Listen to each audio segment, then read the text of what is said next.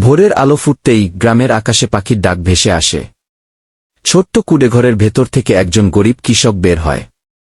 পুরনো লুঙ্গি আর ঘামে ভেজা শার্ট পরে, তার হাতে একটি লাঠি। পাশে বাঁশের খুঁটিতে বাঁধা তার একমাত্র গরুটি।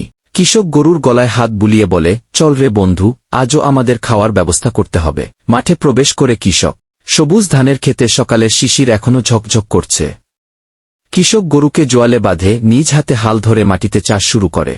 গরুর ধীর গতির সাথে তাল মিলিয়ে কৃষকও হেঁটে যায়। তার কপালে ঘাম জমতে থাকে, কিন্তু তার চোখে আশার ঝিলিক। কৃষকের স্ত্রী দূরে দাঁড়িয়ে চুপচাপ স্বামীর দিকে তাকিয়ে থাকে।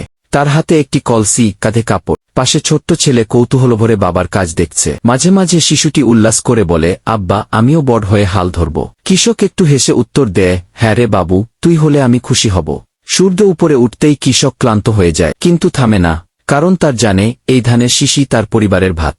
তার স্ত্রী কাছে এসে পানির কলসি এগিয়ে দেয়। কৃষক পানি খেয়ে নতুন করে শক্তি নিয়ে আবার মাঠে নামে। কিছুটা চাষ শেষ হলে কৃষক গরুকে ছেড়ে দেয় মাঠের ধারে চড়তে। কৃষক মাঠের ধুলোমাখা মাটিতে বসে পরিবারের দিকে তাকায়। তার চোখে তৃপ্তি। আমার পরিশ্রমেই ওরা দুমুঠো ভাত পায়, এর চেয়ে সুখ আর কিছু নাই। পটভূমিতে গ্রামের সবুজ প্রাকৃতিক দৃশ্য আর কৃষকের কণ্ঠ ভেসে আসে। এই মাটি আমার প্রাণ, এই মাটি আমার আশা।